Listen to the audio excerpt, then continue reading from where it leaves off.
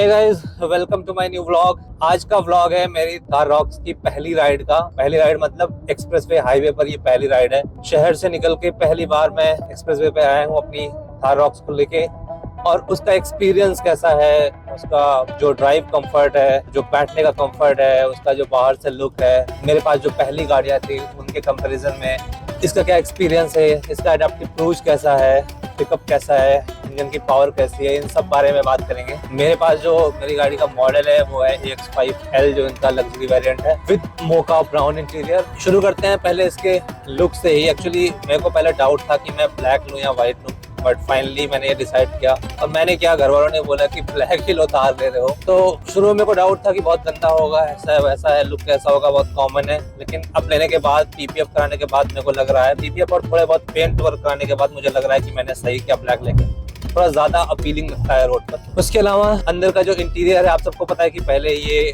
With white interior आता था जो बहुत गंदा होता था, तो लोगों ने कंप्लेन करी, तो महिंद्रा ने व्हाइट को डिसकंटिन्यू करके मोका ब्राउन इंटीरियर दिया है। और ये इंटीरियर अंदर से काफी बढ़िया है, सिर्फ ऐसा नहीं कि गंदा नहीं होता इसलिए इसको लिया मैंने। ये ब्लैक के साथ बहुत अच्छा जा भी रहा था। हाँ, व्हाइट थोड़ा ज्यादा एयरी फील होता है, लेकिन इसका भी लुक अंदर से काफी अच्छा है। इनके इंटीरियर से उन्होंने काफी अच्छा मैच किया है इसको, इनके सीट कवर्स को, इन सबको।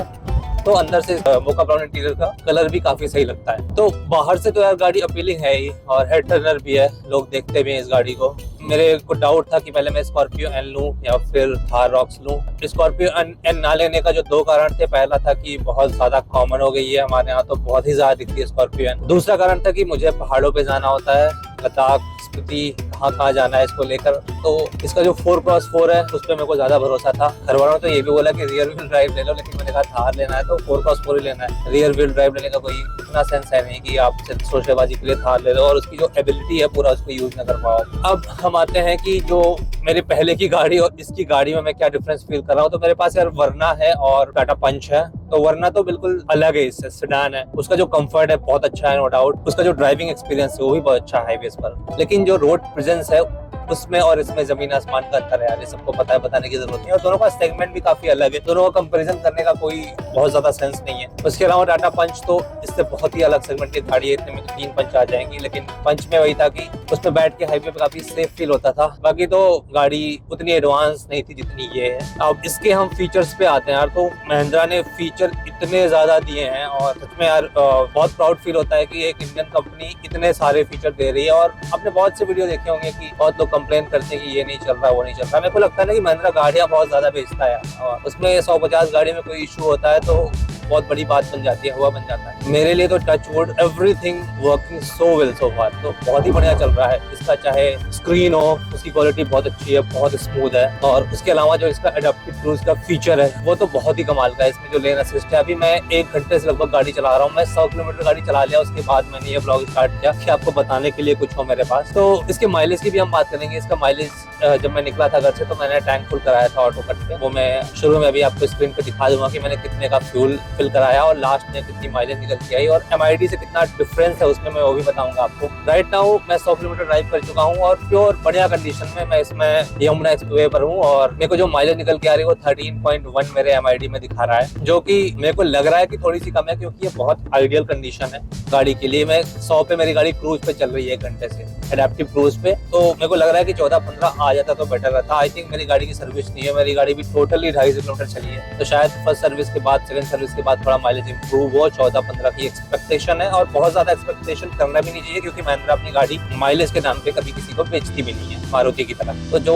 थार ले रहा है उसको पता है कि माइलेज क्या होने वाली है। थार लेने के बाद माइलेज के नाम पे रोना, उसकी वीडियो बनाना, मेरे को ये नॉनसेंस लगता है, क्योंकि आपको पता है कि थार इतनी माइलेज देने वाली है। इसका जो इंजन है इतना पावरफुल है, और पंजा दबाते ही क्या भागती है गाड़ी। इसका जो ऑटोमेटिक टॉर्क कन्वर्टर है वो बहुत कमाल का काम करता है, कोई लैग फील नहीं होता ऑलमोस्ट। फिर इसका जो एडाप्टिव क्रूज है वो बहुत कमाल की चीज है। इसमें क्या है कि आप एक बार आपने क्रूज सेट किया, उसके बाद अक्सर टोल पर रुके, आपकी गाड़ी की स्पीड 0 हो गई, आपने फिर अपनी स्पीड बढ़ाई, आपको सिर्फ रिज्यूम पे क्लिक करना है, वापस आपकी गाड़ी उसी स्पीड पे पहुंच जाएगी जिस पे आपने क्रूज सेट किया था। यहाँ से आप अपने क्रूज को +1 एक बार प्रेस करने पे, लॉन्ग प्रेस पे +10 करके प्लस या माइनस कर सकते हैं अपना क्रूज की स्पीड जो है। और उसके अलावा एक और चीज जो बहुत कमाल की है, ये गाड़ी में जो ऑटोमेटिक ब्रेक्स हैं, अब गाड़ी जो सामने दिखती है उसको ये जज करके इसका जो रडार के थ्रू अपनी ऑटोमेटिक ब्रेक्स लगाती है। अब इसमें भी क्या है कि जब इंडिया में तो लोग गाड़ियां चिपका के चलते हैं, तो बाई डिफॉल्ट 70 मीटर होता है, उतने पहले ये ब्रेक लगाना शुरू कर देती है, जो रूल है 70 मीटर का। लेकिन इंडिया में लोग कितने रूल फॉलो करते हैं सबको पता है कि अगर आप 70 मीटर पहले ब्रेक मार देंगे तो पीछे से कोई आके ठोक देगा, ऐसा भी हो सकता है। तो इसके लिए महिंद्रा ने सोचा है, इसके लिए आपको इसमें ऑप्शन दिया, 4 स्टेप्स दिए हैं कि आप 70 मीटर, 60 मीटर, 50 मीटर, 40 मीटर आप सेट कर सकते हो कि कितने मीटर पे आपकी गाड़ी ब्रेक लगाए। सर ये भी इसका बहुत सही फीचर है। मैं पहले 70 मीटर पे चल रहा था, मुझे लगता था बहुत पहले ब्रेक लगा दे रही थी, पीछे ये गाड़ियां वाले सोच रहे थे कि इतनी जल्दी ब्रेक क्यों लग रही है, तो मैंने इसको सेकंड पे कर दिया, लगभग ये अब ये 50 मीटर पे ब्रेक लगाती, तो ये बहुत आइडियल एक्सप्रेसवे के हिसाब से। तो बहुत बढ़िया फीचर है, सब बैठे हुए हैं और इसका लेन असिस्ट भी मैंने ऑन कर रखा है। तो अब ये लेफ्ट से मैं बीच के लेन में हो तो ये लेफ्ट की व्हाइट पट्टी पकड़ के चलती है, मैं स्टीयरिंग छोड़ दूंगा बिल्कुल तो ये लेफ्ट की पट्टी पकड़ के चल रही है। अब हाँ, अगर आप बहुत देर छोड़ के रखेंगे जो सजेस्टेड नहीं होता, तो अब ये क्रूज कंट्रोल खुद ही ऑफ कर देता है, इसका ऑटोनॉक्स का जो सिस्टम है। इसीलिए हमेशा सजेस्टेड होता है कि आप हमेशा स्टीयरिंग पे हाथ रख के गाड़ी को चलाओ। तो सिर्फ आपको गाड़ी में बैठना है, गाड़ी अपने आप चल रही है, आप थोड़ा सा सजेस्ट करिए, इंडिकेटर दीजिए, गाड़ी अपने आप लेन चेंज करने की कोशिश करती है, आपको असिस्ट करती है। तो ये सिटी में भी फीचर बहुत यूजफुल था यार, क्योंकि 35 पे क्रूज लग जाता है और एक्सप्रेसवे पे तो है ही है। सिटी में 35 पे क्रूज लगा के मैंने बढ़िया चलाया है इसको आराम से, टेंशन फ्री होकर। ऑटोमेटिक है तो क्लच का भी यूज नहीं करना है और एक्सीलरेटर भी यूज नहीं करना है, तो आप स्टीयरिंग में भी आपको असिस्ट है, आपको सिर्फ गाड़ी में बैठना है, बस नींद ना आए, आपको ख्याल रखना है उसका। तो ये रही इसकी क्रूज कंट्रोल के बारे में। इसका जो एडोनॉक्स से कनेक्टेड ऐप है वो भी बहुत तगड़ा है। आप वहाँ से थोड़ी दूर से बाहर से कनेक्ट करके अपना बाहर से अपना इंजन स्टार्ट कर सकते हैं, अपनी विंडो रोल डाउन कर सकते हैं, लाइट्स ऑन ऑफ कर सकते हैं। तो ये सारे फीचर बहुत सही हैं। अभी इंडिया में से गर्मी बहुत पड़ती है, तो आपको बाहर बैठे हैं आप कहीं पे, आपको गाड़ी में आने से पहले एसी ऑन करना है, तो बहुत बढ़िया फीचर है। आराम से आप गाड़ी ठंडी करके फिर आके गाड़ी में बैठ जाइए। इसके अलावा यार मैंने माइलेज की बात कर ली, मैंने इसका क्रूज था, एरोनॉक्स था उसकी बात कर ली, फीचर्स की बात कर ली। अब यार 4x4 तो अभी तक मैंने लगाया नहीं टेस्ट ड्राइव के अलावा, क्योंकि अभी तो गाड़ी में चला ही नहीं है ना, मैं पहाड़ों में इसको लेके गया हूँ। बट ये लगने वाला है पहाड़ों में जाके, इसका 4L 4 हाई दोनों लगने वाला है, उसका मुझे इंतजार है, वो हो जाएगा तो उसका एक्सपीरियंस मैं आपको शेयर करूंगा। अब मैं इसके कंफर्ट की बात कर लेता हूँ। तो यार ऑब्वियस सी बात है, जो भी लोगों ने थार लिया होगा, टेस्ट ड्राइव ली होगी, ऑब्वियसली उन्होंने स्कॉर्पियो एन की, थार की, 700 की, तो इसमें कोई दो डाउट नहीं है कि ये थोड़ा कम कंफर्टेबल है अपने राइवल गाड़ियों से, स्कॉर्पियो एन से या 700 से, क्योंकि इसका जो हाई कुशन है, यहाँ पे लेग कुशन काफी कम है। इसका जो चेसिस है वो भी ऑफ रोडिंग के लिए बनाया गया है, तो थोड़ा बॉडी रोल है पीछे की सीट पे थोड़ा ज्यादा होता है, जैसे मेरे को पैसेंजर्स ने मेरे को बताया है। आगे उतना पता नहीं चलता है क्योंकि सड़कें जनरली अच्छी हैं हर जगह। मेरी गाड़ी ने देखो ब्रेक लगाया, आगे की गाड़ी ने मेरे को लेफ्ट से ओवरटेक किया, तो उसने मेरे को ब्रेक लगा के रोक किया। ये फिर से अपनी स्पीड को वापस उस पर सेट कर रहा है, जो मेरा बाई डिफॉल्ट क्रूज का स्पीड है 100 का, क्योंकि यहाँ पे स्पीड लिमिट 100 की है, तो मैं 100 पे लगा के आराम से चल रहा हूँ और रश करने की जरूरत नहीं है मेरे को अभी, ना ही मैं बहुत एक्सीलरेट करना चाहता हूँ एक्स्ट्रा। पावर मेरे को गाड़ी की समझ आ गई है 100 तक की कितनी पावर है और क्या एबिलिटीज है। जब मैं 4L वगैरह लगाऊंगा तब उसका आपको मैं बताऊंगा। कंफर्ट की बात कर रहे थे यार हम, कंफर्ट में आगे बॉडी रोल नहीं है, ऑलमोस्ट बहुत कम है, क्योंकि यहाँ पे आपको सपोर्ट मिल जाता है, आपको हैंड रेस्ट में नीचे सपोर्ट मिल जाता है।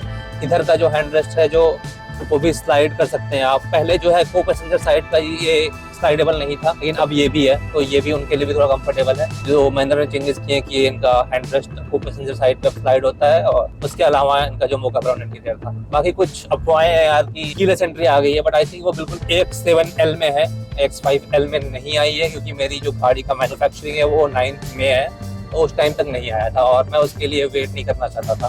देखो गाड़ी मेरी 3 दिन में मिल गई, कैसे मिल गई उसका वीडियो मैंने बना के डाला हुआ है ऑलरेडी, क्या टिप्स एंड ट्रिक्स हैं, मैं आई बटन आइकॉन पे वीडियो डालता हूँ, आप लोग जाके इसको देख सकते हैं। फिर आगे 400-300 किलोमीटर के बाद गाड़ी चलाने पे थकान होती है कि नहीं होती है, कैसा फील होता है, वो मैं आपको आगे शेयर करने वाला हूँ। हाँ, एक और चीज़ यार कि इसका जो व्यू आता है, अब इस सीट को आप हाइट एडजस्टेबल है, मेरी सीट तो ऊपर नीचे कर सकते हैं। अभी मैंने इसको बीच में कर रखा है कहीं पे, तो मेरे को प्रॉपर बोनट दिख रहा है और दोनों साइड भी काफी बढ़िया व्यू आता है। तो यार जो सिटिंग पोजीशन है वो काफी ज्यादा कमांडिंग है, इसमें बैठ के लगता है कि टैंक वैंक ड्राइव कर रहे हैं, तो मजा आता है हाईवे पर, सिटी पर इसको चलाने में, ड्राइव करने में अलग फील आता है। आपको लगता नहीं कि आप नीचे जमीन से चिपके हुए, क्योंकि मेरे पास वरना थी तो बिल्कुल वो चिपकी थी, ये बिल्कुल ही ऊपर है, तो जमीन आसमान का फर्क है दोनों। आगे से अच्छा व्यू नजर आता है और साइड में इसका जो ये साइड विंडोज हैं ये भी काफी बड़े हैं, तो यहाँ से भी काफी एयरी फील होता है, काफी अच्छा व्यू आता है। ए पिलर्स क्योंकि हाइट छोटी है उसकी, तो मेरे को उतना ब्लॉकर नहीं लगता है। बाकी इसके जो साइड मिरर्स है वो काफी बड़े बड़े से, तो उससे भी व्यू काफी सही नजर आता है। और महिंद्रा ने काफी सोच समझ के इसको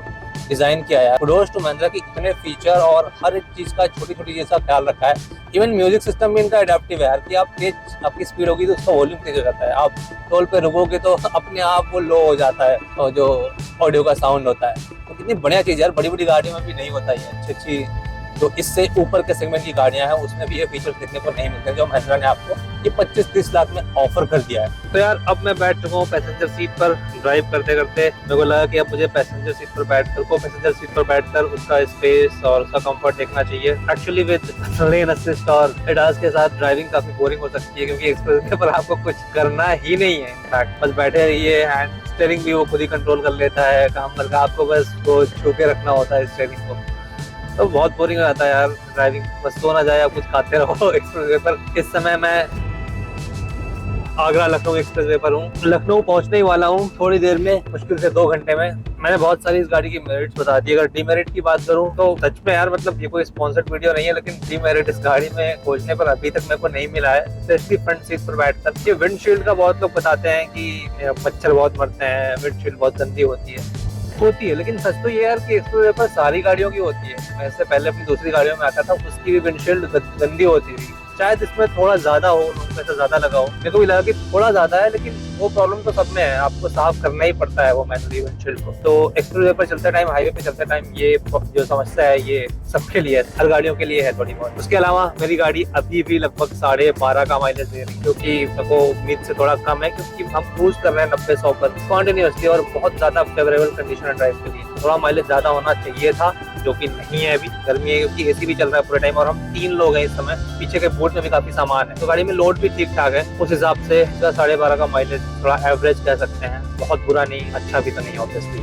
तो फाइनली हम लोग लखनऊ पहुंच चुके हैं एक लॉन्ग ड्राइव के बाद। सच में यार हर बार जब मैं आता था ड्राइव करके नोएडा से लखनऊ तो बहुत थकान हो जाती थी, लेकिन इस बार ऐसा लग रहा है कि बिल्कुल आराम से घर में बैठ के कोई वहां से यहाँ शिफ्ट कर दिया हो मुझे। बहुत ही कंफर्टेबल राइड यार था रॉक्स की, मजा ही आ गया है। और इसका एडास माशाल्लाह क्या बढ़िया एडास है, बहुत ही बढ़िया एडास। और जो लेन असिस्ट और इनका एडेप्टिव क्रूज सब कुछ कमाल का काम करता है, नो ग्लिच नथिंग। अगर आपको ये वीडियो अच्छा लगा हो तो मेरे चैनल को सब्सक्राइब कर दीजिए। मैं आगे लद्दाख जाने वाला हूँ इसको लेकर, और भी पहाड़ों में अलग अलग जगहों को एक्सप्लोर करने जाने वाला हूँ, तो वो वीडियो अगर आपको देखने हैं, मेरा वहाँ का एक्सपीरियंस देखना है, मेरी जर्नी से जुड़ने के लिए subscribe to my channel. Thank you so much.